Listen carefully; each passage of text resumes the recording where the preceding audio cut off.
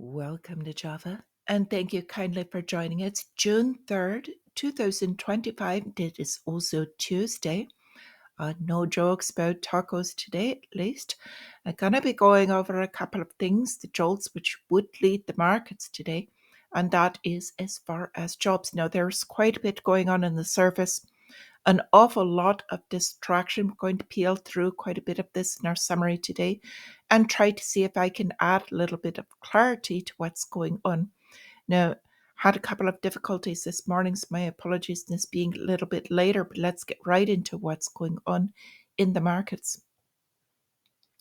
So with this, yesterday I had mentioned the fair grade meter that it would very likely come down as the chop session would wash out some retailers, and that is indeed what happened. So we're down from 61 yesterday, and we're actually in neutral territory in 54 as far as market sentiment. So between fear and greed, I believe there's going to be a little bit of movement today. So the daily driver at the moment is continued uncertainty. It's going to be centered around the jobs numbers that do come out prior to the market open. Now, with jobs, I'd like to talk about that just for a moment. What we're watching as far as the actual numbers right now is most corporations, what they're saying is that companies are not firing, but they're also not hiring. So this is providing a very challenging environment for those that are looking for work. Now, we just had word from Disney this morning that they are going to be firing a few hundred. They don't have final numbers in yet, but they are going to be firing quite a few people. But the interesting portion of that is that they're saying it's so that they can lead growth and revenue.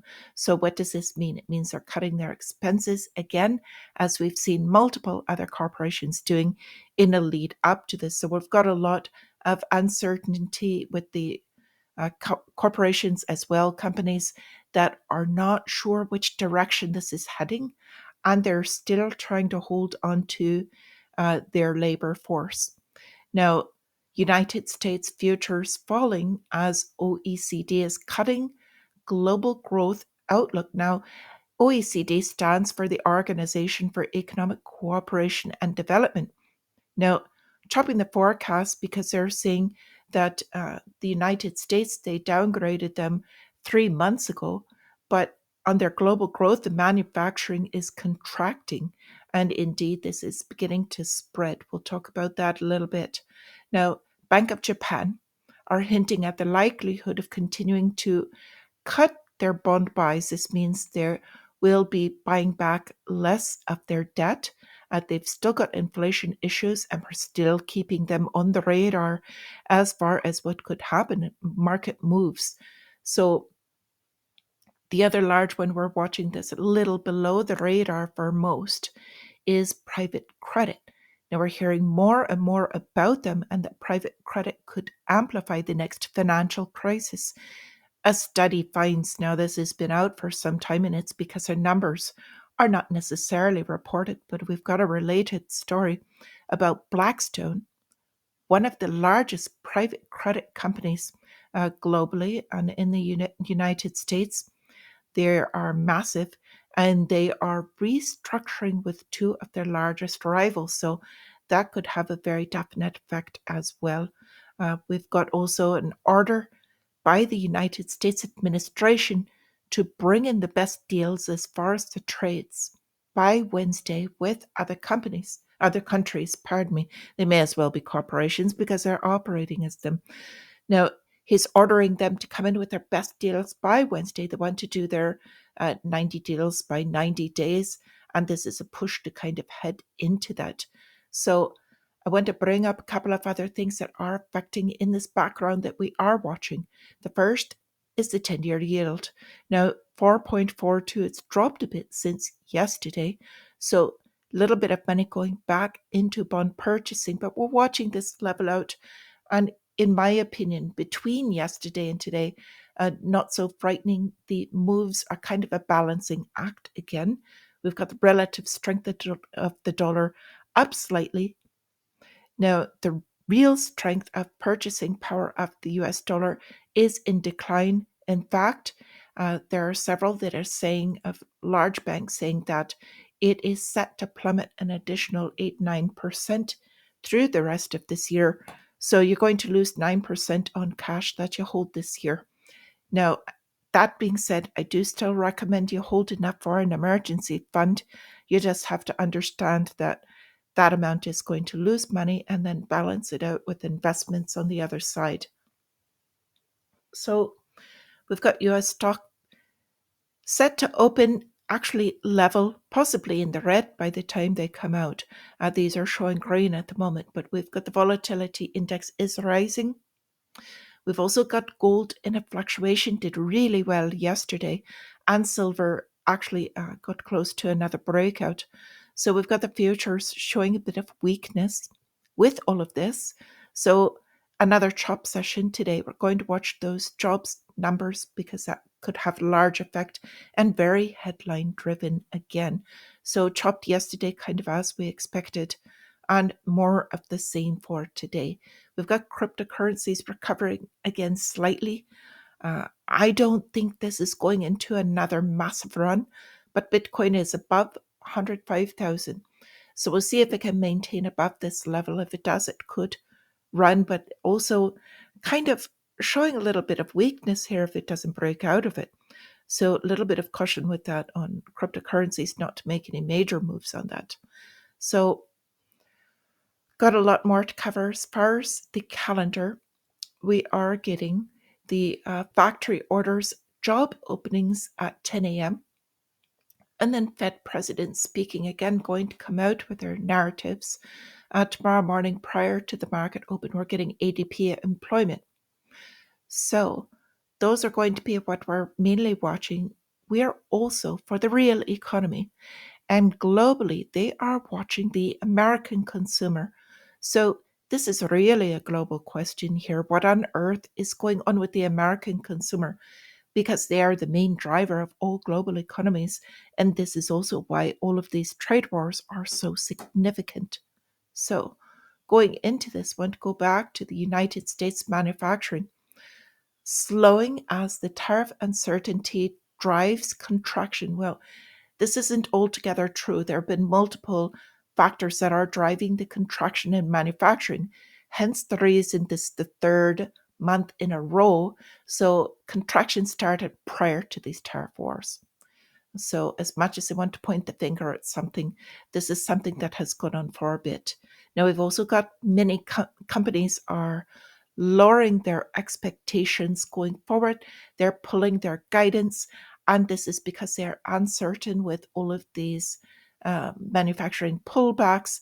And this is also kind of underlying what's going on with them holding onto their labor, at least for now. But a lot of companies are starting to kind of line out where they're going to start cutting, including their labor. Now, if they all start doing this at once, I cannot stress how important that would be, because that would be the trigger for that spiral. Because if people are losing their jobs, or they've lost their jobs, they're not going to be spending, and that would create that implosion, would be a very massive trigger. Now, what am I looking at that is fueling this? And as far as what I look at for the real economy, such as shipping, we're watching a growing dichotomy in the United States. And indeed, in a different effect globally, but specifically in the United States, it's becoming very popular to downsize. And in particular, we're watching an anomaly rising, and it's called van life, becoming very popular for people to start living out of their cars. So, higher number of homeless people, but they're not being counted because they're living out of their cars. Now, I want to kind of going in with this over in Germany, they've got massive unemployment. Their reported numbers are at 6.2%.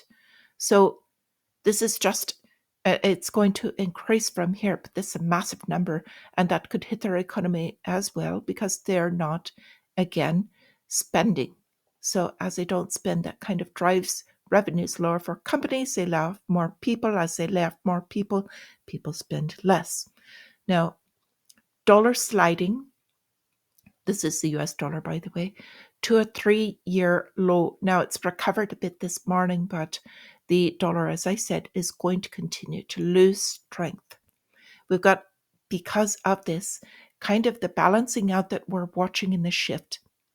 Emerging markets are gaining, and part of this is China uh, data refuel stimulus hopes. So easy money coming out of China kind of flows from China or the US to these emerging markets. And so they're getting a little bit of a boost from this. We've got Eurozone inflation falling below ECB target. So they're liking this as well, because again, this is easy money. If the inflation is down, they don't have to worry about hiking and they can do more cuts. But this drop in inflation is the recession. It's starting to take hold. Now, aside from the Eurozone, we've also got Swiss inflation turning negative for the first time in 4 years. So all of these are kind of lining up, showing what is actually going on as far as the real economy, as one would say. So, a couple of stock specific tickers. I don't have it in here, but just got word that Meta is signing a 20-year nuclear deal with Constellation Energy. So that is making that stock skyrocket at the moment. And on geopolitical, we also have a Dutch main party is having some issues. Geert Wilders has pulled back his party, is the main party, over an immigration issue. So that's causing some issues there as well. We've got Google could possibly lose up to 25% in market value. This is according to Barclays if the judge orders them to divest from their Chrome. So watching that one could have weakness. Have caution in Google for your lungs. We've also got Circle. Now, Circle, USDT, this stable coin, they're looking at 896 million after boosting their IPO size. This really is not that much. It's going to go much higher. There are other things much higher. Am I going into this? No, I am not.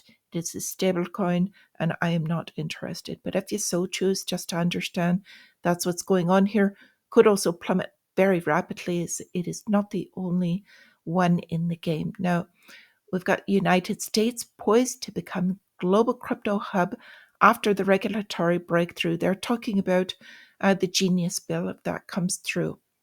So I think there's a lot of other pieces in motion. And the whole drive for this is in order to bring in these stable coins. We've been talking about this, but in case you're new, a stable coin is a central bank issued currency. So CBDC is called a stable coin. So stay with us if you have questions about that. So with this, I want to wish you all a wonderful green day, trading day. I am going to do my best to get a video out in the morning, tomorrow morning, but I am going to be traveling quite a bit. So until I see you again, my friends, resist.